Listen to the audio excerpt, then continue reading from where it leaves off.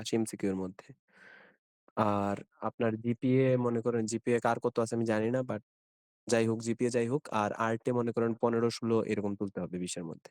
তাইলে আপনাদের চান্স হইতে পারে। জাহাঙ্গীরনগরে কিন্তু সিট খুবই কম। এটা তো জানেন। 36টা মাত্র সিট। 36টা জি সিট। তার মধ্যে 18টা ছেলেদের, 18টা মেয়েদের। 18টা সিটের মধ্যে আপনার মনে করেন ছেলেদের কম্পিটিশন ছেলেরাই। ছেলেদের কম্পিটিশন মেয়েদের সাথে না। ঠিক আছে? এটা কি জানেন? না, জানতাম না। হুম। আপনাদের ছেলেদের মানে খাতা মানে যে ছেলেদের কম্পিটিশন ছেলেদের সাথে হবে, মেয়েদের কম্পিটিশন মেয়েদের সাথে হবে। মেয়ে থেকে 18 জন নিবে, ছেলে থেকে 18 জন নিবে। এখন এমসিকিউ এর যে বিষয়টা আমি তো অনেকদিন ফিগার টিগার দেখাইছি। এখন আজকে আমি একটু থিওরি নিয়ে আলোচনা করি। আমার নিজের হাতের আঙুল একটা ভাঙা গেছে তো আমি আর্ট এখন দেখাইতেও পারবো না ঠিক মতো। থিওরি আপনাদের সমস্যা হলো নাট্যতত্ত্বের বিষয়গুলোতে না। জি ভাইয়া, সে মানে সমস্যা ওরকম ওই নাটকের একটু প্রবলেম হচ্ছে, কারণ এখন ভাবেন অনেক ভিউজ বিষয় বুঝছেন। এখন ভাবেন এই যে যেমন সংসদ বইটা নিচ্ছে তো, এখন হুম। ওখানে অনেক অনেক তো বুঝছেন, মানে প্রামাণ্য চলচ্চিত্র, তারপর আরো অনেকগুলো পড়ছি, মানে মনে থাকে না। কিছু কিছু আছে, হ্যাঁ, যেমন যে সেলিম আল দীন, তারপর হচ্ছে আপনার কি বলে কাশী নজরুল ইসলাম, তারপর আরো কিছু কিছু বিষয় আছে যেগুলো হচ্ছে মানে একটু নাম আচ্ছা, করা আমি বলতে। আমি আজকে আপনাদের কিছু প্রশ্ন রাখবো। আপনারা যারা পারবেন আপনারা জাস্ট হাত তুলবেন আগে। আগে আগে উত্তর দিতে যাবেন না। হাত তুলবেন, উত্তর দিবেন। যেগুলো ডাকবো ওগুলো অত্যন্ত ইম্পর্টেন্ট ইম্পর্টেন্ট প্রশ্ন ডাকবো। চারুকলার ভিতর থেকে ডাকবো, নাট্যকলার ভিতর থেকেও ডাকবো, জিকে থেকেও ডাকবো। ঠিক আছে? জাস্ট উত্তরগুলা দিয়েন। এতদিন তো পড়ছেন। সময় কিন্তু আর বেশি নাই। এখন যে আমি আপনাদের নতুন করে কিছু পড়তে বলবো এইটার সময় নাই। এখন সময় হলো আপনার রিভিশন দেওয়ার। আর ড্রয়িং এর বিষয়ে এর আগে আমি কিছু কথা বলি। ড্রয়িং এর বিষয় হলো ড্রয়িং এ মনে করেন আপনার এখন তো আমাদের তো লাইভ ফিগার বেশি দেয়। ঠিক আছে? এখন যদি অন্য কিছু দিয়ে দেয় তাইলে ওইটা অন্য বিষয়। বাট লাইভ ফিগার দেওয়ার সম্ভাবনা সবচেয়ে বেশি। এটা তো জানেন। এখন লাইভ ফিগারের মাপ নেয়া কি আপনারা জানেন সবাই কেমনে মাপ নিতে হয়? জি ভাইয়া, মোটামুটি আছে, প্র্যাকটিস করতেছি। আচ্ছা। তাহলে আমি লাইভ ফিগার মাপ নেওয়ার উপর একটা ক্লাস নিবো। বাট আপাতত আজকে থিওরির উপর ক্লাস নিই। আর আরেকটা জিনিস আমি বুঝাইয়া দেই আপনাদের দাঁড়ান একটু। ক্যামেরা দেখা যাচ্ছে? হ্যাঁ।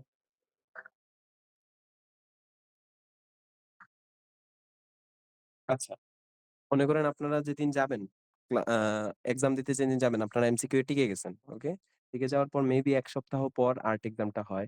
তো আর্ট এক্সামটা হবে জিমনেসিয়াম আমাদের যে শারীরিক মানে জিম যেটা আছে ওইটাতে হয়। তো ওইখানে একটা বড় হল রুম থাকে। হল রুমের মধ্যে হল রুমের এক সাইডে এই সাইডে মেয়েরা থাকে, এই সাইডে ছেলেরা থাকে। এখানে একটা ফিগার বসানো থাকবে, এখানে একটা ফিগার বসানো থাকবে, এখানে একটা ফিগার বসানো থাকবে, মেয়েদের জন্য 3টা ফিগার। এইদিকে এখানে একটা, এখানে একটা, এখানে একটা, এইদিকে আরো 3টা ফিগার থাকবে। বুঝাইতে পারছি? এটা হইলো আপনার লাইভ ড্রয়িং এর ক্ষেত্রে। আপনাদের কাজ কি? আপনাদের কাজ হইলো এই মনে করেন একটা ফিগার আছে, ফিগারের সামনে এই জোনটা আছে। এই জোনের মধ্যে আপনারা বসবেন। আপনারা এভয়েড করবেন কোন জায়গা? এই জায়গা আপনারা এভয়েড করবেন। এই জায়গায় বসা যাবে না। বুঝা গেছে আমার কথা? জি ভাইয়া, বুঝতে পারছি। মানে সামনাসামনি এই জায়গার মধ্যে বসা যাবে না। আপনারা বসবেন হয় এই অ্যাঙ্গেলের মধ্যে বসবেন, না হয় এই অ্যাঙ্গেলের মধ্যে বসবেন। এই অ্যাঙ্গেলটা বেটার। এই অ্যাঙ্গেলে বসলেও সমস্যা নাই। কিন্তু এই সাইডে বসবেন না। বসাটা এভয়েড করবেন। এখন বসাটা এভয়েড করা বলতে কি? ওই একদিন আপনারা স্বার্থপর হয়ে যাবেন, সেলফিশ হয়ে যাবেন। ঠিক আছে? কারো মানে খুব দরদ দেখাইতে গিয়া কাউরে নিজের সিট ছাইড়া, "আচ্ছা ভাই আপনি এখানে বসেন, আমি ওইখানে বসছি" এটা করবেন না। দরকার হইলে সরায় ধাক্কায় গিয়ে আপনারা এই জায়গাটা নিবেন। কারণ এত পরিমাণ ভিড় হয়। ভিড়ের পরে ওইখানে কোনো সিট যেহেতু দেয়া থাকে না, যার যেখানে ইচ্ছা বসতে পারে। তো ভিড়ের কারণে অনেকে মানে তাড়াহুড়া করে একেকজন একেক জায়গায় বসে। বুঝছেন? আপনারা যেমনি হোক আপনারা এই স্পট আর এই স্পটটা নেয়ার ট্রাই করবেন যত আগে পারেন। আমার কথা বুঝা গেছে? কারণ এই জায়গায় বইসা আপনি যতই রিয়েলিস্টিক ড্রয়িং করেন না কেন এই সাইডের মধ্যে বইসা আপনার ফিগারটা খুবই ডিসপ্রপোর্শনেটই লাগবে। সামনাসামনি যদি আপনি ফিগার দেখবেন। অনেকেই দেখবেন গিয়ে ধরেন ফিগারে দেখবেন এর মধ্যে বসছে গিয়ে একবারে মুখের সামনে। ওরা মনে করবে আমি সামনে বসছি আমি তো আর্ট করে ফাটায় ফেলবো। মানে আমার আর কিছু লাগবে না। এই জিনিসটা এভয়েড করবেন। এই জিনিসটা অনেকেই ভুল করে। তো ফিগার ১ম এ রুমে ঢুকবেন, ফিগার গুলার দিকে তাকাবেন কোন ফিগারটা মোটামুটি আঁকতে মজা লাগবে, আঁকতে ভালো লাগবে ওই ফিগারটা। আঁকতেও ভালো লাগবে, দেখতেও ভালো লাগবে। ওই ফিগারে গিয়ে বসবেন। আমার কথা বুঝা গেছে? জি ভাইয়া বুঝতে পারছি। আমি হচ্ছে তবে একটা আমার কোয়েশ্চেন ছিল এমনিতে যেভাবে আমি যেমনভাবে আমি যে একটা লাইভ ফিগার করছি, হ্যাঁ? তো এখানে হুম, আমার ধরেন এই খুবই কাছে থেকে আমি করছি, হ্যাঁ? আমি দূরে থেকে করতে গেলে পারে কি একটু সমস্যা হয় কি ভাবেন আমি মাথা থেকে মাপ নিচ্ছি, হ্যাঁ? ভাবেন মাথা থেকে হচ্ছে মানে পেন্সিলটা ধরলাম, মাথার মাপটা নিয়ে মানে আমি ৬ থেকে ৭ পর্যন্ত হয় আরকি। ৭, ৭.৫ পর্যন্ত হয়। হুম। আমার বসার হলো ৬, ৬.৫ পর্যন্ত যায়। তো মোটামুটি ওই মানে আমার কাছে কেন যেন মনে হচ্ছে যে এটা একটু কাছে হলে ভালো হতো বুঝছেন? মানে মানে একটু বেশি কাছে হলে কি হয়? ভাবেন আমার কাছে মনে হয় যে আমি পয়েন্ট গুলো না মনে শুনেন, থাকতেছে। মানে শুনেন। এইখানে কাছ দূর বলতে কি এখানে এত বড় জায়গা না যে আপনার খুব দূরে বসতে হবে। এখানে এখানে যদি আপনি একবারে এই মনে করেন এই পর্যন্ত লাইন, এই লাইনেও যদি বসেন তাও আপনি অনেক কাছে ফিগারের। ঠিক আছে? তো আপনি ওইটার উপর হিসাব করে জাস্ট আপনি অ্যাঙ্গেলটা মনে রাখবেন। 45 ডিগ্রি অ্যাঙ্গেলে বসার ট্রাই করবেন। এতে আপনার ফিগার দেখতে সুন্দর লাগবে, আঁকতেও ভাল লাগবে। বুঝছেন? হ্যাঁ, বুঝতে পারছি। হ্যাঁ, ওটাই আর আমি দূরে বসাটা বেটার নাকি একটু কাছে বাট 45 অ্যাঙ্গেলে, হুম, তাই হুম, তো? হুম, হুম। এটাই, এটাই। আপনার যেদিকে সুবিধা হয় ওইটাই বসবেন। আর আশপাশে কে কি ড্রইং করতেছে ওইটার দিকে তাকাবেনও না। দেখবেন আপনার পাশে হয় একবারে টপ লেভেলের কোনো আর্টিস্ট বসে যাইতে পারে, আবার খুবই বাজে কোনো কেউ বসে যাইতে পারে। ওদের দিকে আপনার তাকানোর দরকার নেই। বাজে কেউ বসলে আপনার দেখে মনে হবে, ও তো খুব বাজে আঁকে, আমি খুব ভালো আঁকি, আমার মনে হয় চান্স হয়ে গেছে বইলা আপনি দেখবেন ইয়ে ছাইড়া দিছেন। আবার ওই যদি খুব ভালো আঁকে তো মনে করবেন এ তো ভালো আঁকে, আমি আর আইকা কি করব? তো কারো দিকে তাকানো যাবে না। নিজের আর্ট নিজে করবেন। আর টেনশন করা যাবে না। ঠিক আছে? পরীক্ষার দিন আমি তো থাকবো এখানে। তো আমার সাথে দেখা কইরেন, আমি আপনাদের অনেক কিছু বুঝাই দিব এখানে। আর আর্টের বিষয় এটা গেল। এখন আসি আমি আপনাদের থিওরির বিষয়ে। থিওরি হলো এখন আপাতত আপনাদের জন্য মেইন। থিওরিতে যদি না টিকেন আর্টে আপনি একবারে জয়নুল আবেদীন হয়ে বসে থাকলেও লাভ নেই। থিওরিতে আপনার টিকতে হবে। থিওরিতে টিকতে হলে মনে করেন থিওরিতে কিন্তু যত পোলাপানি পরীক্ষা দিতেছে কত ৩ না ৪,০০০। আপনাদের কিন্তু ভাগ্য অনেক ভালো। আপনাদের এত কম পরীক্ষার্থী। বুঝছেন? তার মধ্যে ৩-৪ হাজারের মধ্যে এমসিকিউ এ মনে হয় ঝরে পড়ে যাবে প্রায় ১,০০০। ১,০০০ থেকে আরো বেশি। ১,০০০ কি কই ২,০০০ এর কাছাকাছি। এমসিকিউ এ ঝরে পড়ে যাবে। এখন আপনাদের আর্ট পরীক্ষা দিবে কতজন? ৫০০ থেকে ৬০০ জন বা আরো কম। তার মধ্যে অর্ধেক ছেলে, অর্ধেক মেয়ে। ছেলের হিসাব করলে ২০০ থেকে ২৫০। এই ২০০ থেকে ২৫০ র মধ্যে হবে আপনার কম্পিটিশন যদি আপনি এমসিকিউ পাস করতে পারেন তাইলে। বুঝছেন? তো কম্পিটিশন অনেক কমলো না? এখন ২০০-৩০০ র মধ্যে যদি আপনি ১৮ টা সিট ভাবেন তাইলে কিন্তু অনেক কমই কম্পিটিশন। এখন আপনার কি করতে হবে? আপনার করতে হবে এমসিকিউ এ মানে ভালো একটা মার্ক তুলতে হবে। আমার এমনও ফ্রেন্ড আছে যারা এমসিকিউ এর খারাপ করছে বাট আর্টে ২০ এ ২০ পাইছে। কিন্তু চান্স হয় নাই জাস্ট এমসিকিউ এ খারাপ ছিল এজন্য। বুঝছেন? তো এমসিকিউ এ আপনার মিনিমাম ৫০ তুলতে হবে। ৫০ এর নিচে গেলে হবেই না। আমার কথা বুঝা গেছে? এখন ৫০ কেমনে তুলবেন? ৫০ তুলতে হইলে আপনার দাগাইতে হবে। আপনি এখন বেশি উত্তেজিত হয়ে গিয়ে ৮০ টা দাগায় দিয়ে আসবেন না। কারণ নেগেটিভ মার্কিং আছে। প্রশ্ন ভালো করে পড়বেন, বুঝবেন, তারপর দাগাবেন। কথা বুঝা গেছে? আর জি ভাইয়া। যেহেতু এখন আপনাদের সেকেন্ড টাইম, এরপরে কিন্তু আপনাদের কাছে চান্স নাই। তো এইটাই সবকিছু ভাইবা, বাকি সবকিছু ছাইড়া জাস্ট এমসিকিউ এর দিকে খেয়াল দেন। খাবেন, পড়বেন, ঘুমাবেন। ঘুমাবেন কত সময়? ৫ ঘন্টা? এখন ঘুমানো তো একটু বেশি হয়ে যাচ্ছে যদিও শীতকাল তো তাইলে ঘুমাবেন হইলো আপনি ২ ঘন্টা। ২ থেকে ৩ ঘন্টা। ঘুম ছাইড়া দেন। আপনার যেন আমি আর্ট পরীক্ষার দিন যেন সবার চোখ কালো দেখি পড়তে, পড়তে। এরপরে ঘুমায়েন। সারাদিন পইড়া ঘুমায়েন। এরপরে ক্লাস শুরু হইতে, হইতে ঘুমাইতে, ঘুমাইতে দেখবেন মোটা হয়ে গেছেন। যাই হোক এখন আমি আপনাদের কিছু প্রশ্ন করি। আপনারা জাস্ট হ্যান্ড রাইজ করবেন। আমি নাম বলবো, আপনি উত্তর দিবেন। ওকে? এতদিন কি, কি পড়ছেন এটার উপর। যে উত্তর পাইরাও উত্তর দিবেন না, আমি কিন্তু পরে ওদের নাম ডাকবো যে আপনারা উত্তর দিলেন না কেন? বুঝা গেছে আমার কথা? আচ্ছা।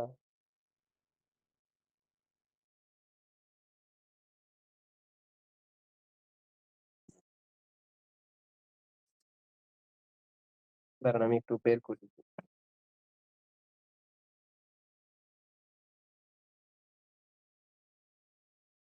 আচ্ছা, রেনেসাঁ শব্দের অর্থ কি? ভাইয়া হ্যান্ড রাইজ, হ্যান্ড রাইজ। আচ্ছা, জান্নাতুল নাইম রুলস বলেন। পুনর্জন্ম। আচ্ছা, পুনর্জন্ম। ঠিক আছে। তুহিন হাসান আবার পরের প্রশ্নে আপনি বললেন। এখন আমারে বলেন রেনেসাঁর সময়কাল কত? ১৪০০ থেকে ১৫০০ সাল। হ্যাঁ, ১৪০০, ১৫০০ বা ১৬০০ সাল। ঠিক আছে। এখন যারা অনেকেই দেখতেছি লেফট নিয়ে নিতেছে। এভাবে কি পরীক্ষার হল থেকে লেফট নিতে পারবে? হুম? হিমেল ভাই কি আছেন?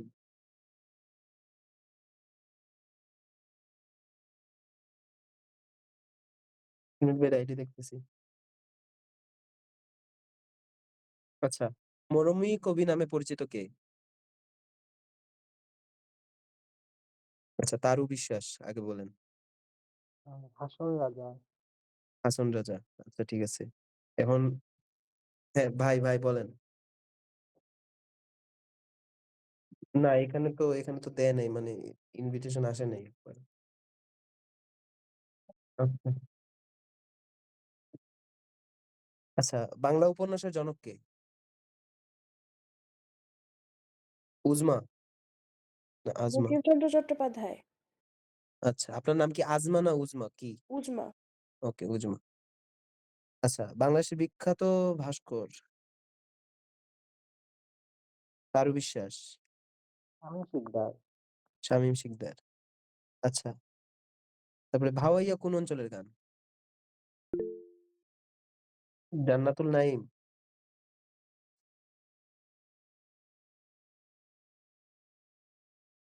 জান্নাতুল নাইম? ভাইয়া পারি না। তাহলে হাত তুললেন যে? আচ্ছা, হাত আবার। নামাই দিছি। আচ্ছা, আহ ভাইয়া বাংলাদেশের রংপুর। রংপুর। ঠিক আছে, সাবাস। বাংলাদেশের সুর সম্রাট কে? ওস্তাদ আলাউদ্দিন খাঁ। আচ্ছা, উত্তর দিবেন না হাত তুলবেন? মানে সবাই উত্তর দিলে আমি বুঝবোই না কে উত্তর দিছে। আচ্ছা, মেডোনা ৪৩ কিসের উপর আঁকা ছবি? মানে কি, কোন উপলক্ষে? তারু বিশ্বাস? এই দুর্ভিক্ষ। দুর্ভিক্ষ। আচ্ছা, ঠিক আছে। আহ বনবিবির গান গেয়ে কাজ করা কোথায় হয় বলো? আবার তারু বিশ্বাস। সুন্দরবন। ঠিক আছে। দেওয়ানা মদিনা কিসের রচয়িতা? পালার রচয়িতা কে? বুঝলাম দেওয়ানা না ভাইয়া। মদিনা। আচ্ছা, দেওয়ানা মদিনা পালার রচয়িতা হলো মনসুর বয়াতি। ঠিক আছে। আচ্ছা। আচ্ছা, বাংলাদেশের শ্রেষ্ঠ কাঠখোদাই শিল্পী কে? জানেন না? আচ্ছা, এটা কিন্তু পড়ছি, পড়তেছি না খুবই মানে ইম্পর্টেন্ট প্রশ্ন, কিন্তু এটা একটু দাগায় রাখেন। বাংলাদেশের শ্রেষ্ঠ কাঠখোদাই শিল্পী হলো অলোক রায়। আজকে আচ্ছা, বাংলাদেশের পটু কার্টুনিস্ট কে? প্রোটো? তারু বিশ্বাস। রফিকুন নবী। রফিকুন নবী, হ্যাঁ ঠিক আছে। ওনার আরেকটা নাম আছে। আহ, উনি তো প্রো রণবী, কাইফ রণবী। ওনার আরেকটা নাম টাইপের। হলো রণবী। রফিকুন নবী ওনার নাম। যদি রণবী থাকে অপশনে তাহলে ওইটাও দাগাবেন, ঠিক আছে। আচ্ছা, ঠিক আছে। আচ্ছা, মাইকেল মধুসূদন দত্তের দেশপ্রেমের প্রবল প্রকাশ ঘটেছে কিসে? উজমা? ভাইয়া কপোতাক্ষ নদ। সনেটে এখানে লেখা। আচ্ছা, যাই হোক। আপনারা যারা শুনতেছেন, প্রশ্নের উত্তরগুলো শুনতেছেন না, শুনে জাস্ট মনে রাখবেন। দেখবেন আপনাদের আসলে পরীক্ষার হলে কি সবকিছু মুখস্থ করে যাইতে হয় না। ২ বার পড়ে গেলে দেখবেন ওইখানে গেলে অপশন দেখলে আপনার অনেক কিছু মনে হইতেছে। এটা হয় না পরীক্ষার হলে? তো এরকম একবারে পাগলের মতো সবকিছু মুখস্থ করতে যাবেন না। অনেক কিছু আগের দিন জাস্ট রিডিং পড়ে যান। হুম, আচ্ছা। আহ, উম, আচ্ছা, উচ্চতর রেনেসাঁর সময়কাল কোনটা? High renaissance? ১৪৯২ থেকে ১৫৬০। এগুলা অবশ্য একটু কম আসে, মানে সাল টাল এগুলা। কামরুল হাসান কত সালে মৃত্যুবরণ করেন? ১৯৬৯। আচ্ছা, পহেলা বৈশাখ কে চালু করেন?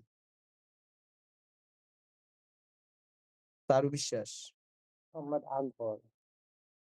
সম্রাট আকবর। সবকিছু তো তারু আর উজমা দিতেছে। আপনারাও দেন।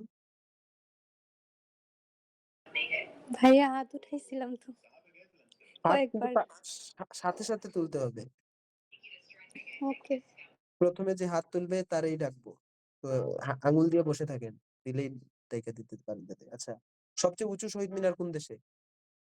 কোন দেশে কইতেছে ধরুন, কোন ভার্সিটিতে? আচ্ছা, জাহাঙ্গীরনগর। আচ্ছা, জাহাঙ্গীরনগর। ওটা পথিকৃৎ কে? আহারে! এটা তো মনে পড়ছে না। বলেন, যদি আচ্ছা, আমিও ভুলে গেছি এটা। আবার নাকি? এম নাহার বলেন। হ্যাঁ? মনে আসতেছে না, এবার পড়ছিলাম। আচ্ছা, এটা আমারও একটু দেখতে হবে। আচ্ছা, আপনি একটু দেখে নিয়েন। আমিও ভুলে গেছি। আচ্ছা, উম বাংলাদেশ খালি কইতেছি। জাহাঙ্গীরনগরে কয়টা ভাস্কর্য আছে বলেন তো?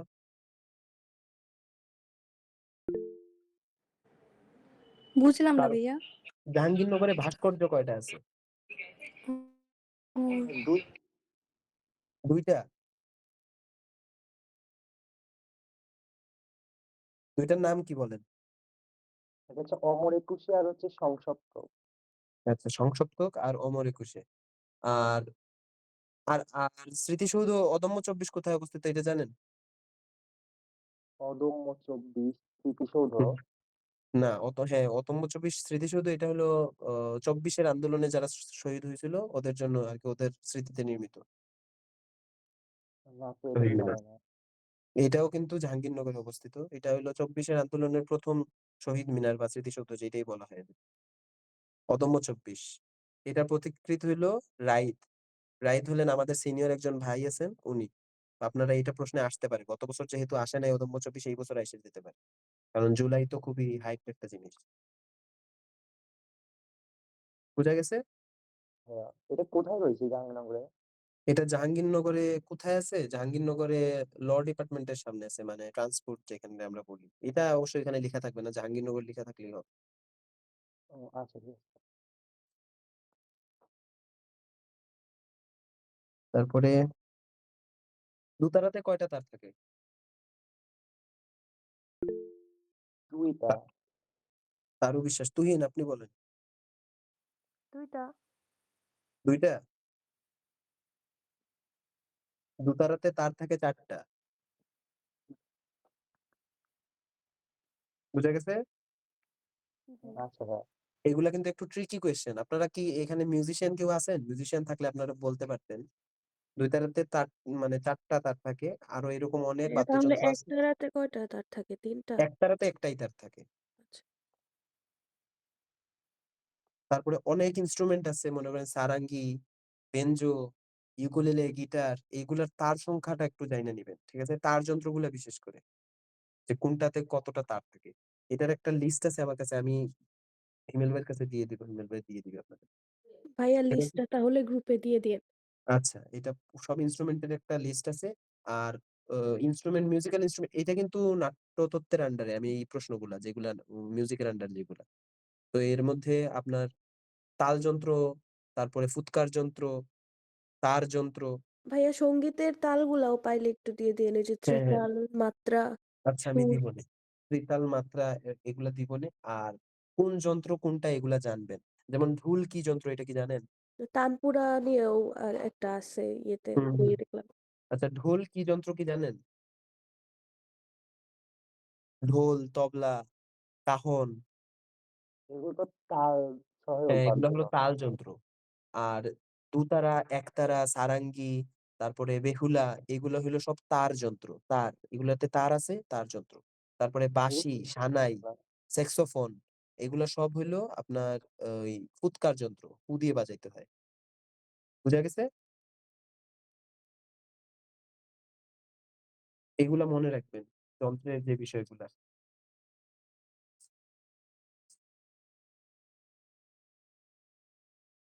আরো অনেক প্রশ্ন। আল্লাহ! আচ্ছা, মাসাচ্চো এর জীবনকাল কোনটি? আচ্ছা, এগুলো আসবে না। আচ্ছা, অ্যাডাম অ্যান্ড ইভ, ইভিস্ট চিত্রকর্মটি কার?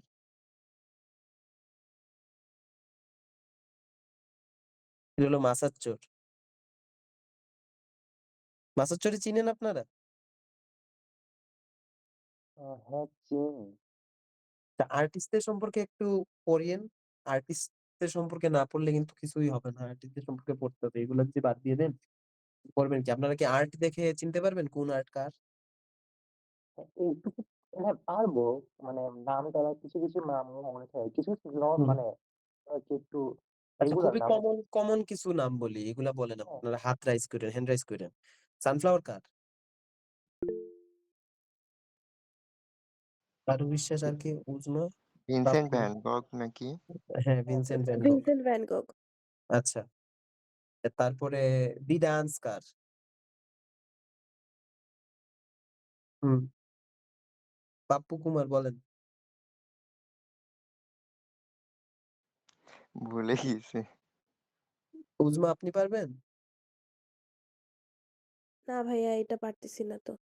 আচ্ছা, তাহলে আমি কয়েকটা আগে জিগাই, তারপরে আমি সব কথা ইয়ে দিতেছি। তারপরে আর কি আছে? আহ এগুলো তো সব কমন, এগুলো তো পারবেন, বললেই পারবেন। মনপুরা ৭০ এটা কত সালে করা হয়েছিল? আচ্ছা, আল্লাহ আল্লাহ, এই জয়নুল আবেদিন, বুঝছি, এটা জানেন আপনারা। মনপুরা ৭০ কত ১৯০০ সালে আঁকা হয়েছিল এটা বলেন। ১৯৪৩। ১৯০০? না, 1970। 1973 ১৯০০? 1973 এক জায়গায় 73 দেওয়া, আরেক জায়গায় 70 দেওয়া, 1973 ইয়েতে ই চারুকলা বিচিত্রা বইয়ে। তারপরে আমি গুগল করছি, বুঝছি। তারপরে এখানে 70 আসছে। আচ্ছা, আমি বলি, মনপুরা ৭০ এটা আঁকা হয়েছে ১৯৭৩ সালে, ঠিক আছে?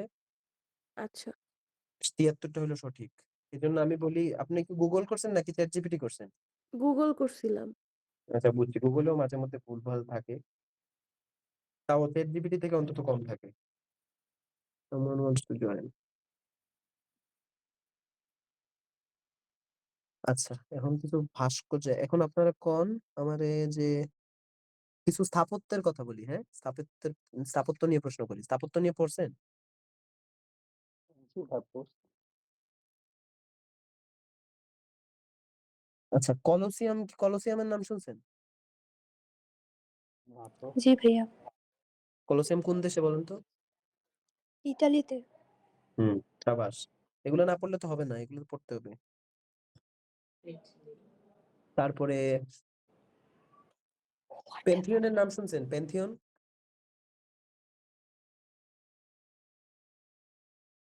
পেন্থিয়ন হলো রোমে, এটা হলো সমস্ত দেবদেবীর মন্দির। তো ভাস্কর্য নিয়ে আপনারা এত কম পড়ছেন কেন? রাজু ভাস্কর্যের পথিকৃৎ কে?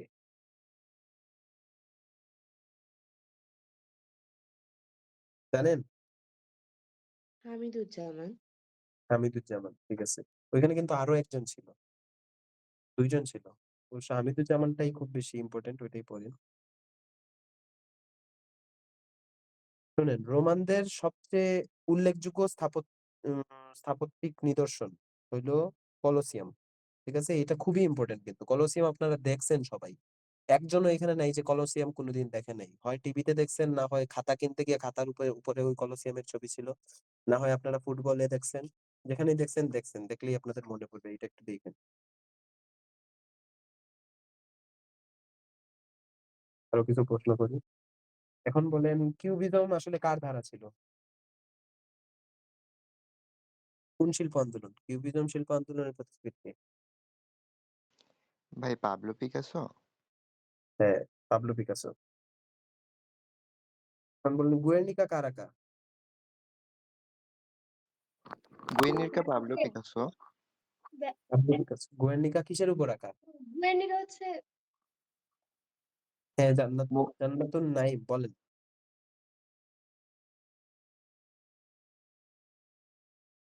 জান্নাতুন নাইম, আপনি বলেন। না ভাইয়া কিছু না। গুয়ের্নিকা কি কার লেখা? কিছু না বললে তো হবে না, পরীক্ষার হলে দিতে হবে না উত্তর। ওইটা পাবলিক পিকাসো তো। আচ্ছা, Pablo Pablo Picasso Picasso. Pablo Guernica কেন পিকাসোর। কিসের উপর আঁকা হয়েছিল? কেন আঁকা হয়েছিল? স্পেনের গৃহযুদ্ধ বিরোধী। কিসের উপর? হ্যাঁ, স্পেনের গৃহযুদ্ধ হুম, মানে স্পেনের অত্যাচারের। গৃহযুদ্ধের উপর। হ্যাঁ হ্যাঁ। ঠিক আছে, এখন আপনি আমারে বলেন, জর্জ ব্রাকরে কি চিনেন? কে ভাই? উনি হলো একজন আর্টিস্ট। উনি ফ্রান্সের একজন আর্টিস্ট, বিখ্যাত আর্টিস্ট। তো এই আমি যাদের নাম বলতেছি আজকে, এই নামগুলা মনে রাখবেন। একবারে কান খুলা রাইখা শুনেন নামগুলা। যাতে পরীক্ষার হলে নাম শুনলে আপনার অন্তত মনে হয় যে এই নামটা আমি কোনোদিন শুনছি। একবার যদি আকাশ থেকে পড়েন তাইলে কিন্তু চান্স হবে না। মনে আছে ভুলে গেছি এরকম হইলেও চান্স হয়। কিন্তু একবার যদি নাই শুনেন কখনো তাইলে উত্তর দিতে পারবেন না।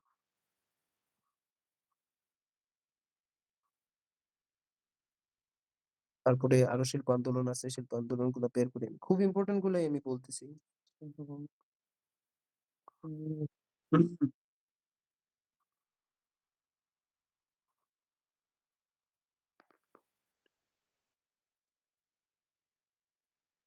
আচ্ছা, দাদাইজমের পথিকৃৎ কে জানেন?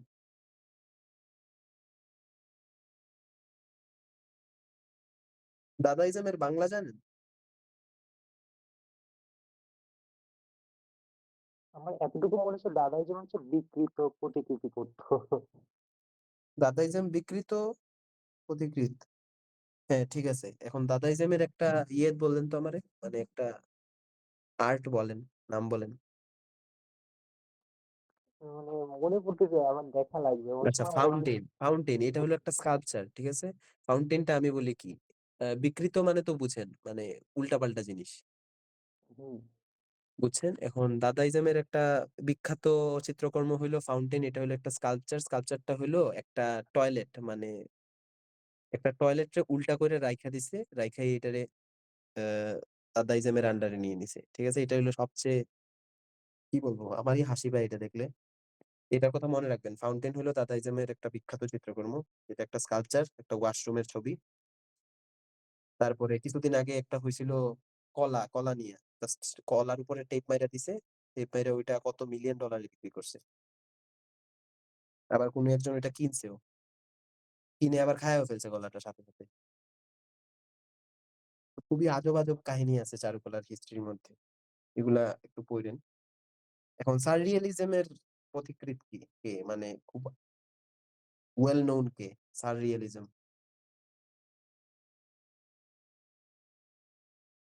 সাররিয়ালিজমের নাম শুনছেন? হুম, জি ভাইয়া।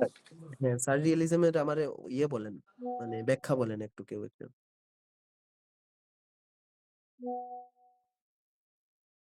আচ্ছা, যে এই কাজগুলো হইলো আপনার একটু কাল্পনিক, বুঝছেন? জি মানে বুঝেছি। যেগুলো হলো আপনার বাস্তবে সম্ভব না, কল্পনায় শুধু সম্ভব। এর একজন বিখ্যাত আর্টিস্ট হলো সালভাদর ডালি। ডালির নাম শোনেন নাই? জি জি, ভাইয়া। হ্যাঁ, ডালি। তারপরে পাবলো পিকাসো, এদের ভ্যান গোগ, এদের নাম তো শুনতেই হবে। এরা হলো সবচেয়ে ইম্পর্টেন্ট বাইরের আর্টিস্টের মধ্যে, বুঝা গেছে? জি ভাইয়া। তো ডালির একটা আর্টের নাম বলেন।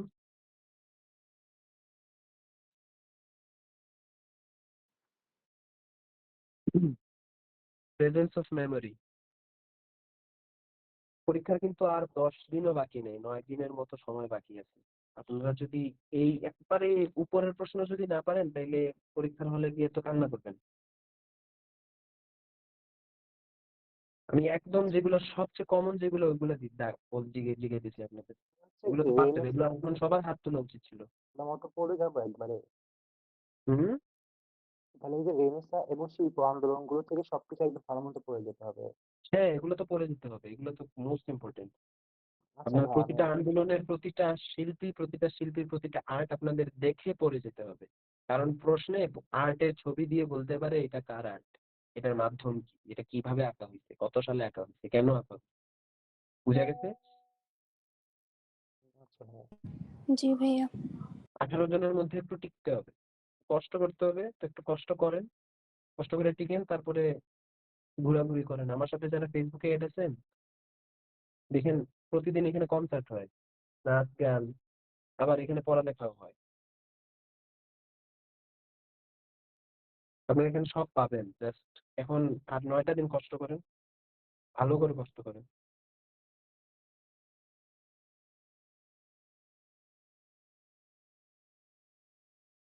আচ্ছা, সিন্ধু সভ্যতার সময়কাল বলে না।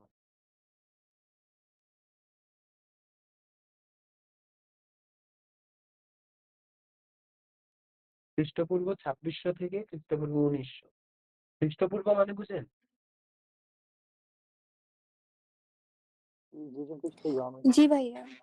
যীশু যীশু খ্রিস্টের খ্রিস্টের জন্মের জন্মের আগে আগে আর যীশু খ্রিস্টের জন্মের হুম, পরে হলো খ্রিস্টাব্দ।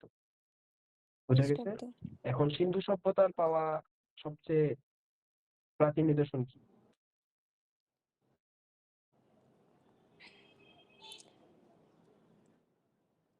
হলো সিলমোহর। শিল- তাহলে ভাইয়া মহেঞ্জোদারো এটা ম- এ, সভ্যতায় পাওয়া প্রধান এইগুলো হলো নগরী, মহেঞ্জোদারো, তারপরে হরপ্পা, এগুলো হলো নগরী। আর সিলমোহর হইলো একটা নিদর্শন। বোঝা গেছে? কি ভাইয়া? সিন্ধু সভ্যতার দুইটা আর কি খুব প্রধান দুইটা নগর ছিল, হরপ্পা আর মহেঞ্জোদারো। আর সিন্ধু সভ্যতা হইলো ভারতীয় মানে ভারতের প্রাচীনতম সভ্যতার প্রধান। ওকে, এগুলো আপনাদের দরকার হলে নোট করেন, অথবা আমি যে ক্লাস নিতেছি এটা ভয়েস মানে রেকর্ড করেন।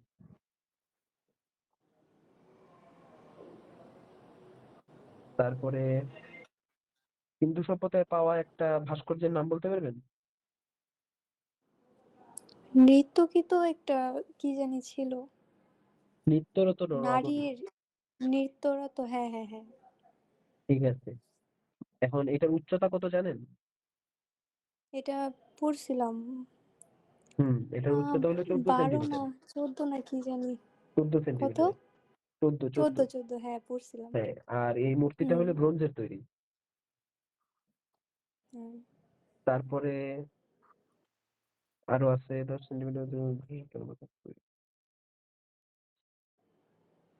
তারপরে সিন্ধু সভ্যতার পরে আসে মৌর্য যুগ, 322 খ্রিস্টাব্দ পূর্বাব্দ সম্রাট। এখন বলেন মৌর্য যুগের প্রতিষ্ঠা করেন কে? মানে মৌর্য বংশের আর কি, যুগের না। ভাই চন্দ্রগুপ্ত। হ্যাঁ, চন্দ্রগুপ্ত। তারপরে ওনার পুত্র কে ছিলেন?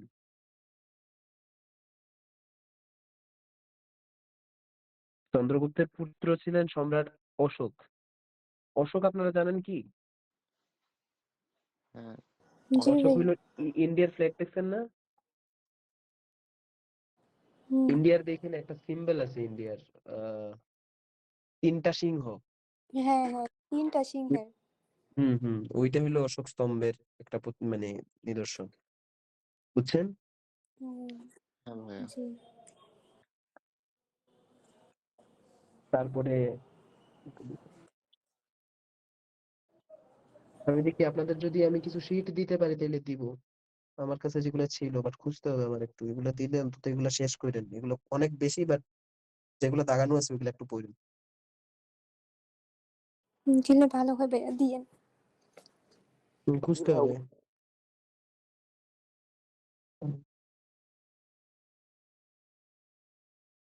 তাহলে যে প্রশ্ন রাখতেছি, থিওরি করাইতেছি, আপনারা কি বিরক্ত হইতেছেন? না না ভাই, না ভালো ভাইয়া না লাগছে, ভাইয়া। জানা যাচ্ছে।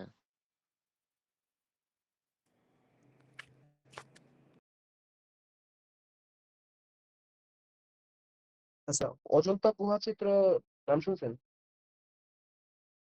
জি ভাইয়া অজন্তা জি ভাই বুঝলাম। শুনছি। এইটা নিয়ে আসলে গৌতম এটা নিয়ে আমি বুদ্ধর এখন জীবন কাহিনী। এটা নিয়ে আমি আসলে একটু পড়লে ভুল হয়ে যাবে। আপনি অজন্তা গুহা চিত্র সম্পর্কে একবারে পুরা ধারণা নেবেন।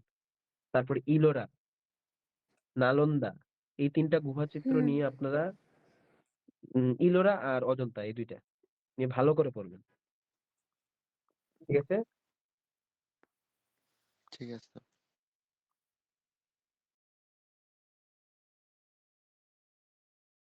আচ্ছা, বাংলার সবচেয়ে দীর্ঘস্থায়ী রাজবংশ কোনটা, এক নম্বরে বলেন। পাল বংশ নাকি? পাল। ঠিক আছে। 2 বছর ছিল। তারপরে এটা হলো গৌড়ের সম্রাট হিসেবে গোপালের নির্বাচনের মাধ্যমে সাম্রাজ্যটি প্রতিষ্ঠিত হয়েছিল। মানে গোপালের কথা মনে রাখবেন, গোপাল ভাঁড়ের গোপাল। হুম, গোপাল পাল। হুম। এখন আর্ট রিলেটেড কিছু বলি। ফ্যাক্সকো মানে বুঝেন? কি ভাই? ফ্রেস্কো চিত্র মানে বুঝেন? না। জি ওই যে হ্যাঁ দেয়ালে আঁকে, মিশরের দেয়ালে ফ্রেস্কো অঙ্কন। মিশরের দেয়ালে না, মানে যেকোনো দেয়ালে।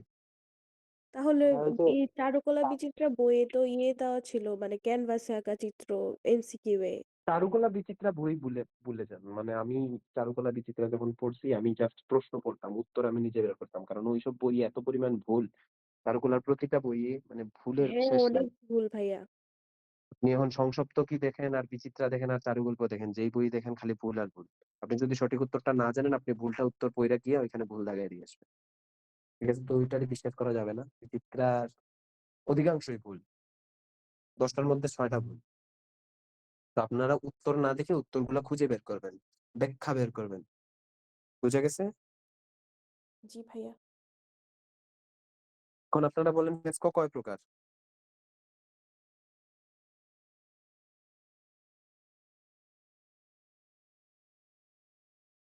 ফ্রেস্কো হইলো 2 প্রকার। একটা হইলো ফ্রেস্কো বুনো আর একটা হলো ফ্রেস্কো সেকো। ফ্রেস্কো সেকো মেবি হলো ভেজা দেয়ালের উপর করা হয়, আর ফ্রেস্কো বুনো এটা আবার একটু দেখে ফেলেন। বুনো মেবি শুকনা দেয়ালের উপর করা হয়।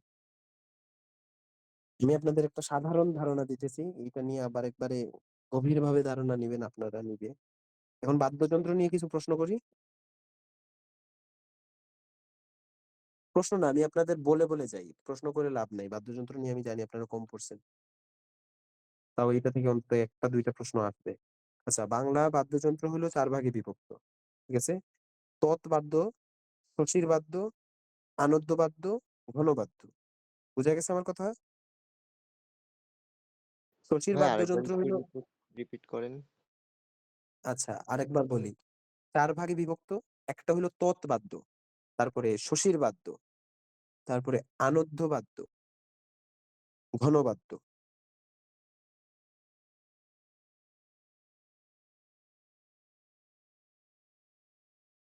এখন যেসব বাদ্য ধ্বনি উৎপত্তি হয়, মানে যেসব বাদ্যযন্ত্র থেকে, ওইগুলো হলো তৎবাদ্য। যেমন বীণা, সেতার, তানপুরা, অর্থাৎ যেগুলাতে তার আছে। বুঝা গেছে, এটারে তার যন্ত্রও বলা হয়। মানে আপনারা যে ইনস্ট্রুমেন্ট গুলার নাম শুনছেন, এগুলোর মধ্যে তার যেগুলোর মধ্যে আছে ওইগুলো সবই হলো তৎবাদ্য যন্ত্র। বুঝা গেছে?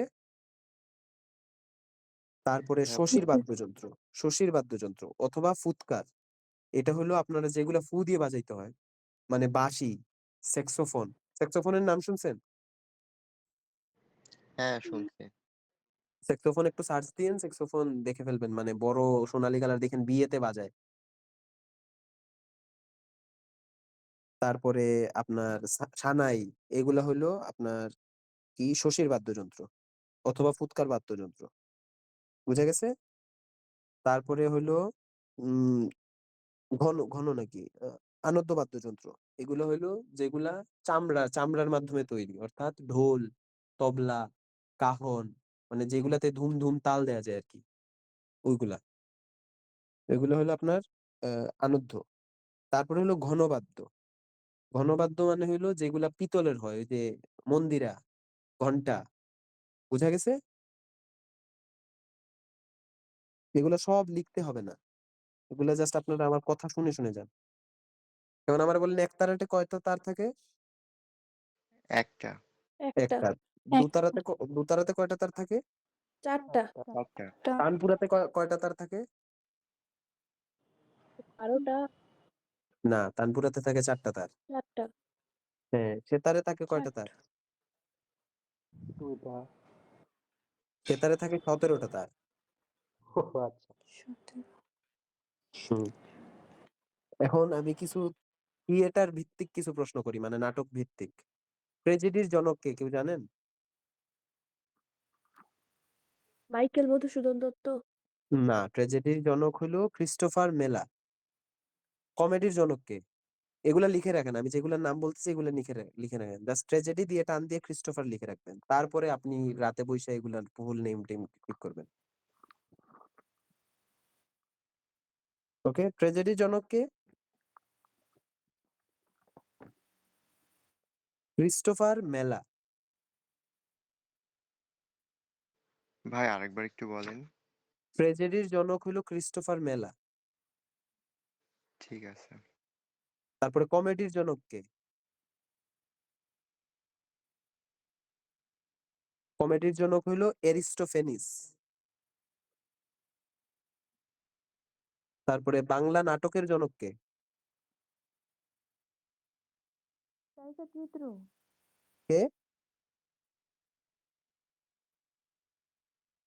বাংলা নাটকের জনক হইলো দীনবন্ধু মিত্র। তারপরে ইংরেজি সাহিত্যের জনক কে? এটা পারার কথা আপনাদের, এটা খুবই ইম্পর্টেন্ট ছিল। ইংরেজি সাহিত্যের জনক হইলো উইলিয়াম শেক্সপিয়ার। উইলিয়াম শেক্সপিয়ার, হ্যাঁ। হ্যাঁ। তারপরে আপনারা দরকার হলে মাইক খোলা রাখেন, খোলা রেখেই আমার উত্তর দিয়েন, কারণ এগুলা খুবই ইম্পর্টেন্ট, যেগুলো জিজ্ঞেস এগুলা থেকে 2-3টা থাকবেই থাকবে। তারপরে সনেটের জনক কে? মাইকেল মধুসূদন দত্ত। না, মাইকেল মধুসূদন। মাইকেল সনেটের জনক মধুসূদন হইলো Dutta. Petrarch. Petrarch Michael Madhusudan Dutta তো আমাদের এলাকার, ও আচ্ছা। বাঙালের, কিন্তু অ্যাকচুয়াল সনেটের জনক হইলো পেত্রাক বা ফাদার অফ রেনেসা। বাংলা সনেটের জনক হইলো মাইকেল মধুসূদন দত্ত। বুঝা গেছে? হ্যাঁ ভাই। জি। তো প্রশ্নের মধ্যে এমন থাকতে পারে যে সনেটের জনককে, তখন মাইকেল মধুসূদন দত্ত দেখাই দিয়ে দিছি, দাগ হয়ে গেছে আমার, একটা ভাববেন না। সনেটের জনক পেত্রাক, বাংলা সনেটের জনক মাইকেল মধুসূদন দত্ত। বুঝা গেছে? জি ভাইয়া। আর আপনারা দয়া করে প্রশ্নটা পড়বেন ভালো করে, মানে প্রশ্নের লাস্টে অনেকে না লেখা থাকে কোনটা এইটা নয়, নয় আর কেউ দেখে না, অর্ধেক পইরা দাগায় দিয়ে দেয়। এবারে আমার একটা এরকম। হ্যাঁ, এইবার অনেক, এইবার না, এটা সববারই হয়, এটা একবার স্কুল জীবন থেকে হয়ে আসতেছে। তারপরে এখন বলেন বাংলা থিয়েটারের জনক কে? সেলিম আল দীন। না, সেলিম আল দীন না, গিরিশচন্দ্র ঘোষ। সন্তান। তারপরে বাংলা পাপেট থিয়েটারের জনক কে? আল্লাহ, আপনারা একটাও পারেন না। ভাই অপশন দেন। অপশন দিলে তো হবে না, অপশন চাইলেই তো শেষ। বাংলা পাপেট থিয়েটারের জনক হইলো শৈল্য চক্রবর্তী। এগুলা কিন্তু সব নাট্যতত্ত্বের প্রশ্ন। নাট্যতত্ত্বের প্রশ্ন কি খালি রেখে আসবেন?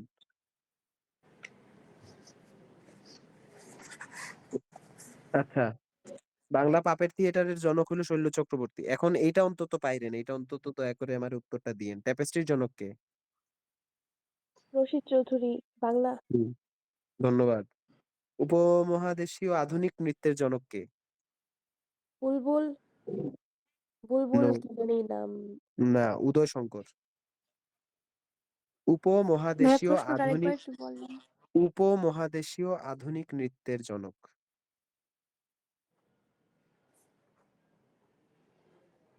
তারপরে ভারতীয় নাট্যধারার জনক কে?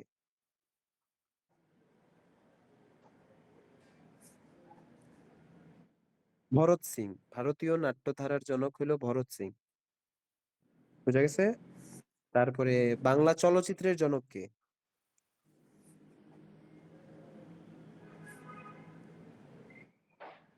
আব্দুল অমৃতা জব শেরগিল। আব্দুল জব্বার খান। ও আচ্ছা। তারপরে মুখাভিনয়ের জনক কে? মুখাভিনয় মানে বুঝেন? হ্যাঁ, মুখাভিনয় মিস্টার মানে, বিন গুলা করে। হ্যাঁ মুখাভিনয়, হ্যাঁ মিস্টার বিন যেটা করে, ঠিক আছে এইটাই। মিস্টার বিন যেটা করে ওটা হলো আপনার নাটকের ক্ষেত্রে, মানে টিভি সিরিজ ওইসব ক্ষেত্রে। বুঝা গেছে? আর অ্যাকচুয়াল মুখাভিনয় হলো মাইম, ওইটা স্টেজে হয়, অন স্টেজ, যেটাতে কোনো কথা থাকে না, জাস্ট অঙ্গভঙ্গির মাধ্যমে বোঝানো হয়, এক্সপ্রেশনের মাধ্যমে। ওইটা হলো মুখাভিনয়। মুখাভিনয়ের জনক হলো মার্সেল মার্সো।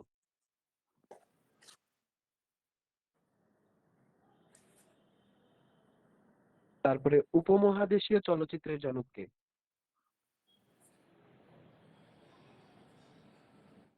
হীরালাল বসু। এখন আপনারা আমারে বলেন যে আপনাদের অবস্থান কি আপনারা নিজে বুঝতে পারতেছেন এখন কোথায় আছে? জি ভাই, বুঝতে পারছি। তাহলে আপনাদের এখন কি করতে হবে? পড়তে হবে। হুম, পড়তে হবে, একবারে সবকিছু ছাইরা পড়তে হবে। পড়তে থাকেন, আমি আরো প্রশ্ন করতেছি, আমি একটা ফেজ শেষ করে আমি আপনাদের জাস্ট বলতেছি। এখন বলেন, আহ মঞ্চ মানে কি? মঞ্চ কি? মঞ্চের একটা ব্যাখ্যা দেন আমাদের। নাটকের মঞ্চ, কিন্তু নাটকের মঞ্চ।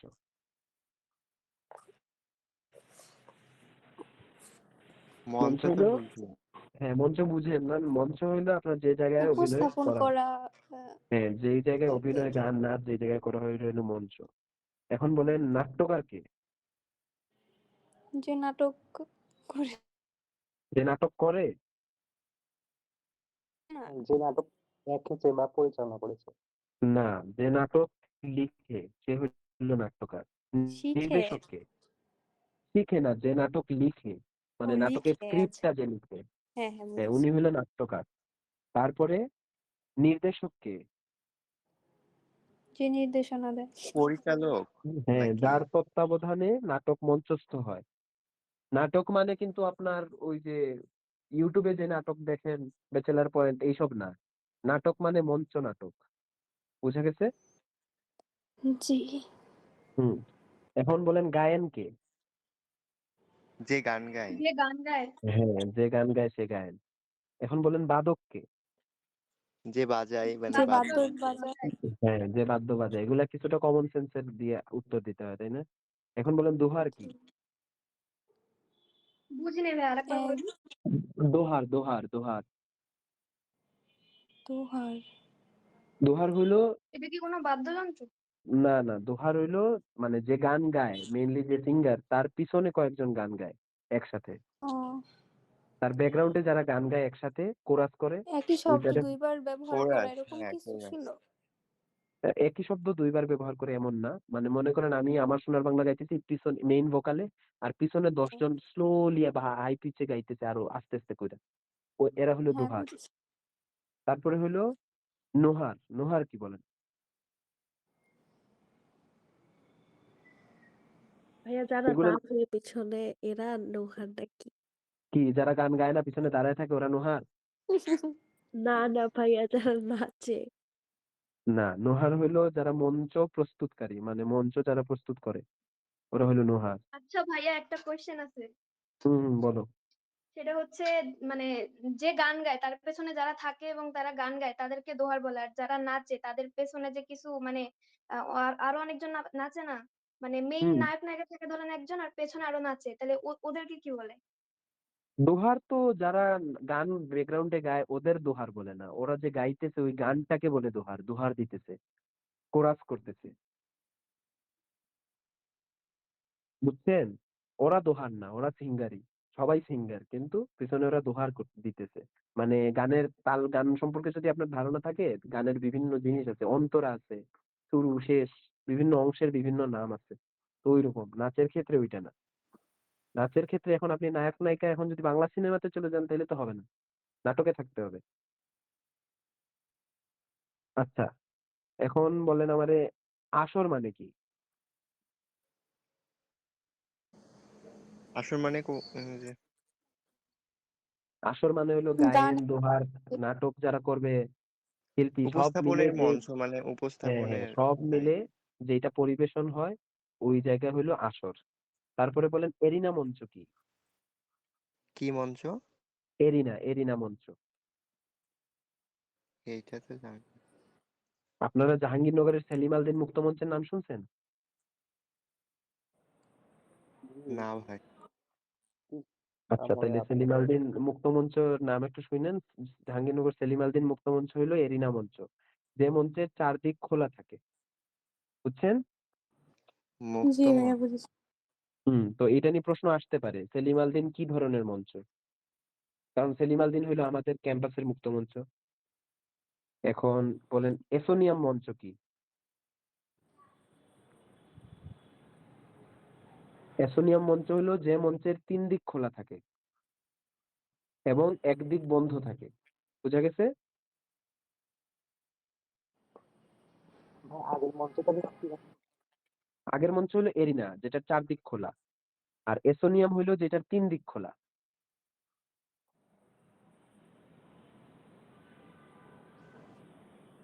তারপরে উইংস, উইংস মানে বুঝেন? মানে ভাইয়া ডানা। হ্যাঁ ডানা। এখন ওইখানে গিয়ে কি ডানা লিখে আসবেন যে এমসিকিউ ডানা, পাখির পাখা? না উইংস হইলো নাটকের ভাষায়, উইংস হইলো আপনার মঞ্চের দুই পাশে দেখবেন দুইটা আসা যাওয়ার জন্য জায়গা থাকে, মানে যারা নাটক করে। ওঠার আর নামার।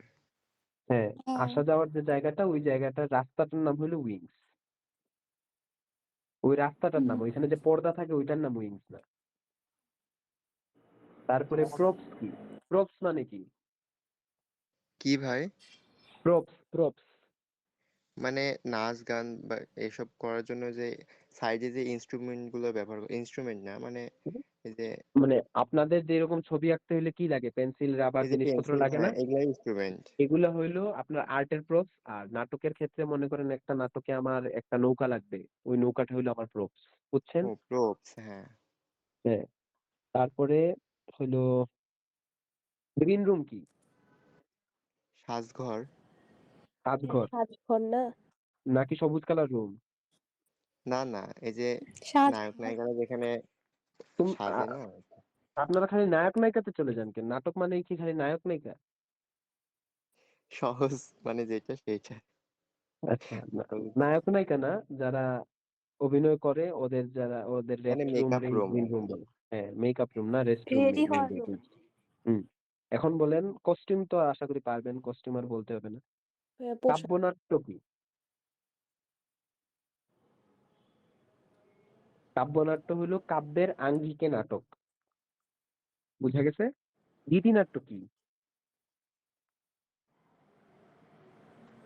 ইতিরাঙ্গি কিনা।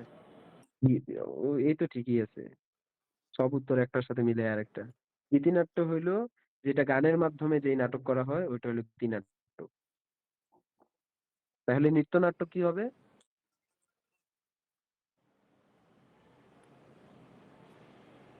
নৃত্যনাট্য হইলো নাচের মাধ্যমে যেই নাটক করা হয় ওইটা হলো নৃত্যনাট্য।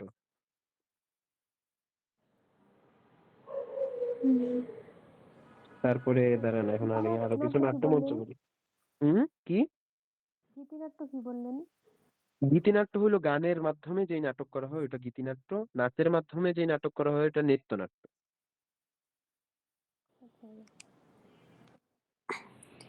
ভাইয়া হুম। এমসিকিউতে কি নাট্যকলা থেকে আর চারুকলা থেকে কি হাফ হাফ কোয়েশ্চেন থাকবে? হ্যাঁ, 20টা কোয়েশ্চেন থাকবে। নাট্যতত্ত্ব থেকে 20টা কোয়েশ্চেন থাকবে, চারুকলা থেকে 20টা কোয়েশ্চেন থাকবে।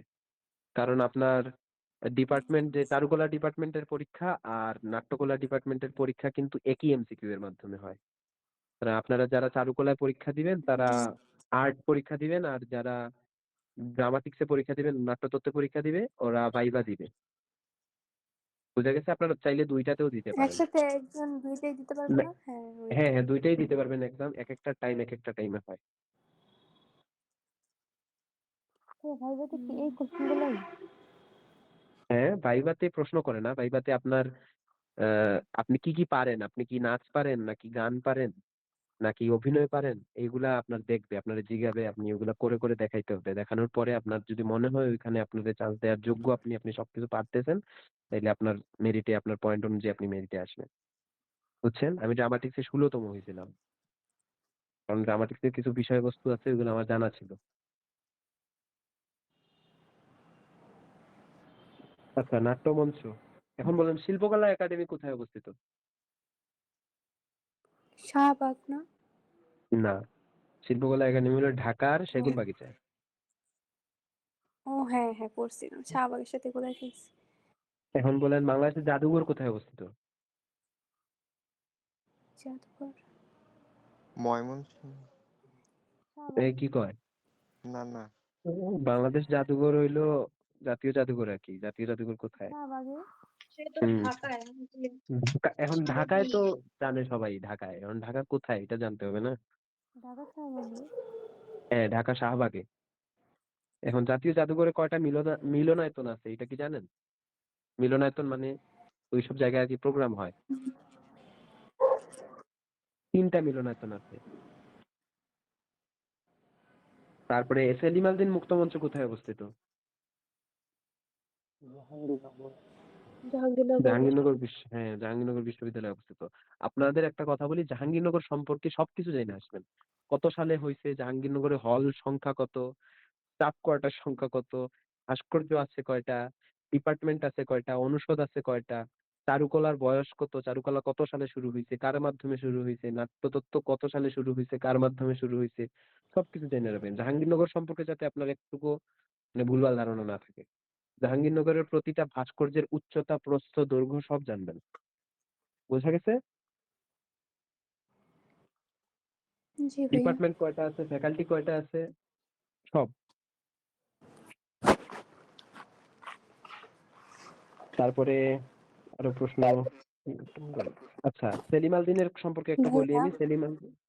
সেলিম আল দিন মুক্তমঞ্চ যেটা, ওইটা হলো গ্রিক এম্পি থিয়েটারের আদলে তৈরি। মানে গ্রিক এম্পি থিয়েটার একটা আছে এরকম এরিনা মঞ্চ, ওই মঞ্চ যেরকম বড় ওই রকমই আমাদের মুক্তমঞ্চটাও ওই রকম করে বানানো হয়েছে। বাংলাদেশে এরকম দুইটাই মেবি আছে, তার মধ্যে প্রথম হলো সেলিম আল দিন মুক্তমঞ্চ। বুঝা গেছে? এখন আপনাদের সঙ্গীত নিয়ে কিছু প্রশ্ন বলি। লোকসঙ্গীত বলতে আপনার কি বুঝেন বলেন?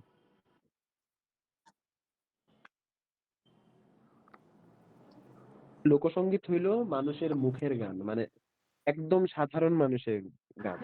মনে করেন খেটে খাওয়া মানুষের গ্রামীণ গান। পালা গান এগুলা, হ্যাঁ, গ্রামীণ যে গানগুলা আছে গ্রামীণ গ্রামে, গানগুলা, মানে একদম খেটে খাওয়া মানুষের গানগুলা, যাত্রাপালা। কৃষক। তারপরে হ্যাঁ আমি বলতেছি, যেমন পল্লীগীতি, গম্ভীরা, ভাওয়াইয়া, ভাটিয়ালি, এগুলা দেখবেন আপনারা। যারা গান শিখে, যারা গান শিখে লোকগান গায়, ওদের গলায় আপনার একরকম লাগবে। আর যারা গান কখনো শিখে নাই, কৃষি কাজ করে, খেতে কাজ করে করে গান গায়, ওদের গানে দেখবেন আলাদা একটা দরদ আছে। বুঝছেন? এগুলো হলো অ্যাকচুয়াল লোকসঙ্গীত। তো ভাওয়াইয়া গান বলতে বুঝেন কি? রংপুরের ভাইয়া গান। রংপুরের। আর ভারতের পশ্চিমবঙ্গের কুচবিহারে এইসব পড়তে হবে না যদি, তো ভিতর থেকে প্রশ্ন আসবে না। তা ভাটিয়ালি গান মানে কি? কোন ভাটি জায়গার না অঞ্চলের ভাটিয়ালি গান মানে কি? হ্যাঁ, ভাটি অঞ্চলের গান। জেলে মাঝিদের গান বলে। হুম। তারপরে হুম,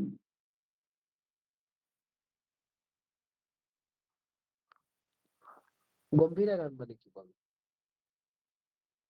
চাঁপাইনবাবগঞ্জ। শিবের গাজন, গম্ভীরা কি? শিবের গাজন। উম, লক্ষ্মী সঙ্গীতের দাঁড়ান। গম্ভীরা বাংলার লোকসঙ্গীতের অন্যতম একটি ধারা। পশ্চিমবঙ্গের মালদহ জেলা ও বাংলাদেশের চাঁপাইনবাবগঞ্জ জেলাতে গম্ভীরার প্রচলন রয়েছে। গম্ভীরা দলবদ্ধভাবে গাওয়া হয়। এটি বর্ণনামূলক গান। পশ্চিমবঙ্গের মালদহ জেলা অঞ্চলে গম্ভীরার মুখোশ পরে গম্ভীরা গানের তালে গম্ভীরা নৃত্য পরিবেশন করা হয়। আচ্ছা, এখানে শিবের কিছু লেখা নাই, যদিও হইতে পারে, আমি শিওর না, ভুলে গেছি বই এগুলো। ভাই ছিল গম্ভীরা গান হচ্ছে শিবের আরেক নাম শিবের গাজন গম্ভীর। নিয়ে এক পড়ছিলাম। হুম, বই দেওয়া আছে শিবের আরেক নাম গম্ভীর, এরকম। হুম।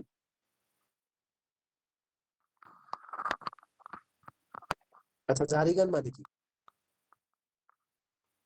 কি কি নিয়ে গাওয়া হয় জারি গান, এটা জানেন?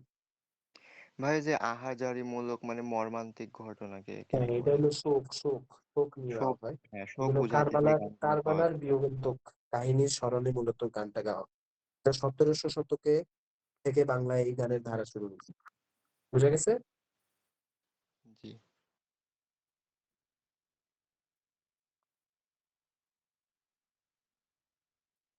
জারি গান কি?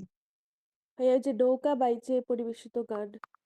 হুম। এটা কোন কোন অঞ্চলে বিখ্যাত জানেন? ভাই ময়মনসিংহ। নৌকাটা? ময়মনসিংহ, সিলেট। ভাটি অঞ্চলে হুম। হলো আমার অঞ্চলের গান, আমি সিলেটের।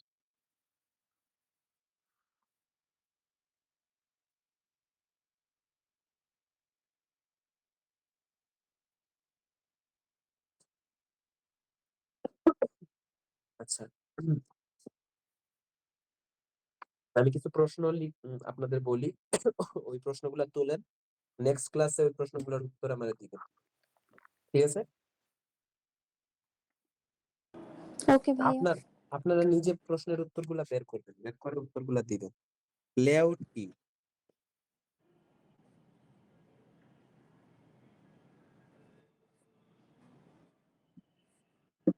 তারপরে চর্যাপদ আবিষ্কার করেন কে? হরপ্রসাদ শাস্ত্রী না? হুম, পারলে তো ভালো না, জাস্ট উত্তরগুলো আমার জানাই দিবেন নেক্সট ক্লাসে। তারপরে তুলি প্রথম কোথায় আবিষ্কৃত হয়? তারপরে আগুন পাখি গ্রন্থটি কার লেখা?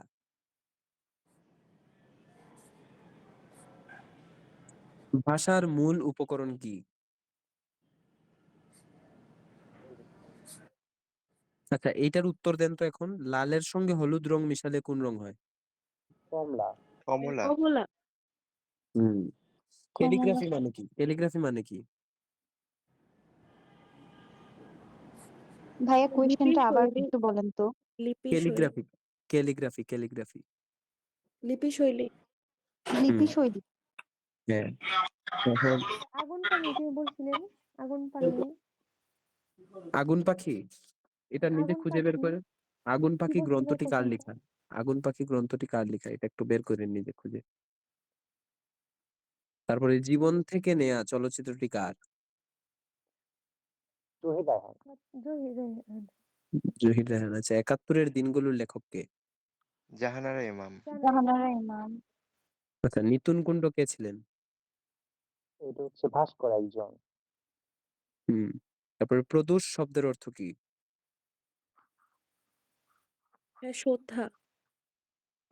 সন্ধ্যা। আচ্ছা, দি রিপাবলিকের রচয়িতা কে? প্লেটো। প্লেটো। হুম হুম হুম ভাইয়া প্রশ্নটা কি? দি রিপাবলিক। কার্ল মার্কস না? আচ্ছা, এখন আমি কিছু সাম্প্রদায়িক বিষয় আপনাদের বলি। সাম্প্রদায়িক বিষয়গুলো আমার জানা নেই, বাট এগুলো থেকে আপনাদের পড়তে হবে। আপনারা কি এই বছর অস্কারের কি নমিনেশন দেখছেন? জি দেখছি। অস্কার কে পাইছে জানেন?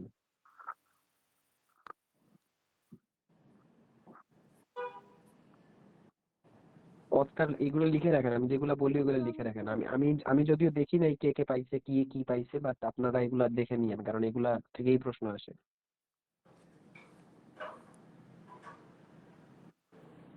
অস্কার কে পাইছে, মানে অস্কার নমিনেশনে অস্কার কে পাইছে না, মুভিতে কোন মুভি অস্কার পাইছে এটা দেখবেন। তারপরে কোন অ্যাক্টর অস্কার পাইছে, কোন অ্যাক্ট্রেস অস্কার পাইছে। তারপরে কেন, কেন অ্যাওয়ার্ড কে পাইছে এটা দেখবেন। তাহলে টম ক্রুজের অস্কার জয়, এটা কি আলাদা? হ্যাঁ, টম ক্রুজের অস্কার জয়। টম ক্রুজের অস্কার, যে টম ক্রুজ কি এবার কি টম ক্রুজ পাইছে? আমি তো জানি না, আমি তো দেখি নাই। হ্যাঁ ভাই, একটু আমাদের টপিক ছিল টম ক্রুজের অস্কার জয় 2025-এ। 2025-এ? তাইলে হ্যাঁ ঠিক আছে, ভাইয়া, এবার মনে হয় টম ক্রুজই পাইছে। তাইলে টম ক্রুজই হবে। কোন মুভির জন্য পাইছে এগুলো জানি আনোরা। নেবেন। তারপরে কোনটা? আনোরা। আচ্ছা, দেখছি এটা। যদি আপনারা কি মুভি দেখেন? জি ভাইয়া দেখি। এখন দেখেন না, ঠিক আছে, ঠিক আছে। এখন বই দেন। তারপরে হলো আহ নোবেল কে পাইছে, সাহিত্যে নোবেল কে পাইছে, এগুলো একটু পড়বেন। ফিজিক্স কেমিস্ট্রিতে কে পাইছে এগুলো পড়ার দরকার নেই, সাহিত্যে কে পাইছে এটা মাস্ট। পড়ছিলাম, ভুলে গেছি আবার। এগুলো ভুললে হবে না। ভাই নাম অনেক বড়। বড় হইলে কি হয়েছে, নাম পরে যান, মুখস্থ করতে হবে না তো, ওইখানে গিয়ে জাস্ট মনে হইলেই হবে।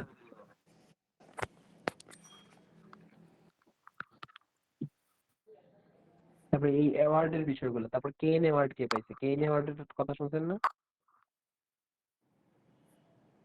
তারপরে নেক্সট ফুটবল বিশ্বকাপ কোথায় হবে, নেক্সট ক্রিকেট বিশ্বকাপ কোথায় হবে, এগুলো জাস্ট জেনে রাখবেন। বুঝা গেছে? জি ভাইয়া। তারপরে বাংলাদেশের অন্তর্বর্তীকালীন সরকারের উপদেষ্টাদের নাম মনে রাখবেন, কে কোন উপদেষ্টা। এটা হলো সাম্প্রতিক বিষয়াবলী। তারপরে রিসেন্টলি কে মারা গেছে? হাদি। মারা গেছে? মারা যায় নাই মানে মারা গেছে ভাই, ব্রেন ডেড মানে মারা গেছে। হ্যাঁ, বুঝছি। বুঝছেন? ব্রেন ডেড মানে ওরা আর কিছুই করতে পারবে না, না খালি শ্বাসটাই নিতে পারবে, আর কিচ্ছু করার নেই। হুম। তো এইসব একবারে সাম্প্রতিক বিষয়গুলা নিয়ে পড়বেন। বিভিন্ন দেশের রাজনীতি নিয়ে পড়বেন। এগুলো কারেন্ট অ্যাফেয়ার্স পড়েন। আপনারা কারেন্ট অ্যাফেয়ার্স বাদ দেন, কারেন্ট অ্যাফেয়ার্স বিসিএস এর জন্য। আপনারা কি ক্যাপসুল পড়েন, জুবাস ক্যাপসুল? হ্যাঁ, হ্যাঁ ভাই, ক্যাপসুল। জুবাইরসের হ্যাঁ ক্যাপসুল। ভাইয়া। জুবাইস ক্যাপসুল কয়টা বের হয়েছে, 4টা না 5টা? ডিসেম্বরেরটাও বের হয়ে গেছে। ডিসেম্বরেরটাও বের হয়েছে, আমি কিনছি। তাহলে কয়টা, সর্বমোট কয়টা হলো, 4টা না 5টা? 4টা মনে হয়। ডিসেম্বরেরটা কি ক্যাপসুল 1 2 3 4 লেখা নাই? 1 মিনিট ভাই দেখি। ভাইয়া 3 ডিসেম্বরেরটা 3। 3 তাইলে ভাই 3 আগের নাম্বার 2টা কোনটা? তাইলে আগের 2টা পড়বেন আর 3 নম্বরটা। এই 3টা ছোট, ছোট 21 পৃষ্ঠার না একেকটা? 28 হ্যাঁ, পৃষ্ঠা। কমই। হ্যাঁ, এইরকম এই পৃষ্ঠারগুলা যাতে একবারে আপনার ঠোঁটের আগায় থাকে। বুঝা গেছে? জি ভাইয়া। হুম।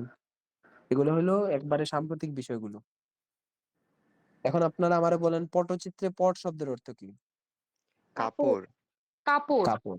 হুম, ঠিক আছে। এখন যে পট আঁকে ওদেরকে কি বলে? পটুয়া। পটুয়া। পটুয়া। হুম। পটুয়া শিল্পী একজন নাম কোন তো? কামরুল হাসান। কামরুল হাসান। এই তো সাবাস।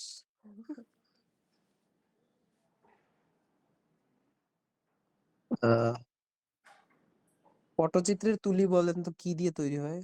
কিসের লোম দিয়ে? ঘোড়ার লেজ। ভাইয়া আরেকবার কোয়েশ্চেনটা করেন তো। পটচিত্রের তুলি কিসের লোম দিয়ে তৈরি হয়?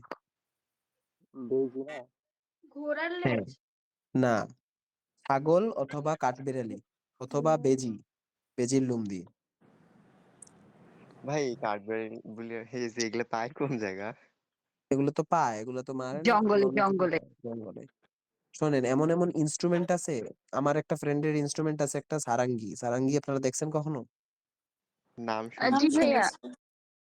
হ্যাঁ, ওর সারাঙ্গিতে এত পরিমাণ প্রাণীর জিনিসপত্র আছে। ওর সারাঙ্গির যে জায়গায় ওই হাত রাখে, ওই হাতের জিনিসটা হাতির শিং দিয়ে বানানো, মানে হাতির দাঁত দিয়ে বানানো। তারপরে ওইটার তার একটা উটের নাড়ি দিয়ে বানানো, একটা ঘোড়ার নাড়ি দিয়ে বানানো। ওইটা যে জিনিস দিয়ে বাজায় ওইটা ঘোড়ার লেজ দিয়ে বানানো। তারপরে উপরে যে জায়গায় হাত রাখে ওই জায়গাটা মহিষের শিং দিয়ে বানানো। তো একটা যন্ত্রের ভিতরে এত পরিমাণ পরিমাণ পশু পাখির ইয়ে আছে। তো এরকম অনেক বিষয়বস্তু আছে, এগুলো আপনার জানতে হবে আগে থেকে। তারপরে CMYK মিনিং জানেন? এক একটা রং। CMYK এর মিনিং গুলা জানেন? তারপরে সরাচিত্র, লক্ষ্মীসরা, ঘটচিত্র, যমপট, কালীঘটের পট, চক্ষুদান পট, এই সবগুলো আপনাদের পড়তে হবে। এগুলো হয়তো আপনারা অনেকে শুনেনও নাই। আপনারা খুবই কম অ্যানালাইসিস করেন, বুঝছেন? আপনারা জাস্ট বিচিত্রা বইটা পায়া মনে করতেছেন বিচিত্রা বই পড়লেই মনে হয় আমার চান্স হয়ে যাবে। এগুলো হচ্ছে ক্লাস 7 এর বই আছে। যে বললেন। বুঝছেন? এইরকম চিন্তা ভাবনা করা যাবে না। মানে একটা বই পইড়া যে আমি চান্স পেয়ে গেছি এরকম হয় না কখনোই। একটু নিজে গবেষণা করবেন। একেকটা প্রশ্ন জাস্ট কোয়েশ্চেন ব্যাংক পড়া বলতে কোয়েশ্চেন ব্যাংক রিডিং পইড়া যাওয়া কোয়েশ্চেন ব্যাংক পড়া বলে না। কোয়েশ্চেন ব্যাংক পড়া মানে কোয়েশ্চেন ব্যাংকটা এনালাইসিস করা। কোয়েশ্চেন ব্যাংকের প্রতিটা প্রশ্নের প্রতিটা অপশন নিয়ে ঘাটা। কোন অপশনের প্রতিটা অপশনের ব্যাখ্যা যাতে আপনার মুখস্থ থাকে। বুঝছেন আমার কথা? তো এভাবে একটু ঘাটাঘাটি করেন। এই ৯টা দিন একটু পড়েন। ঘুমানো, খাওয়া-দাওয়া একটু কমায় করেন। খাওয়া-দাওয়া করেন, ঘুমান একটু কম। মোবাইল চালান কম। শুধু পড়েন আর ক্লাস করেন। ঠিক আছে? আমি দেখি আমি ওই শিট গুলা থেকে আমি ছবি তুলে, তুলে কিছু পাঠাবো না ইম্পোর্টেন্ট যেগুলো আছে। ওকে? আজকে আর বেশি ক্লাস না বাড়াই। আমি আজকে আর্ট দেখাই নাই কারণ আমার হাতে একটু সমস্যা। আমি আর্ট ঠিকমতো দেখাইতে পারবো না। নেক্সট ক্লাসে আমি দেখাবো। কি আর কোনো প্রশ্ন আছে আপনাদের?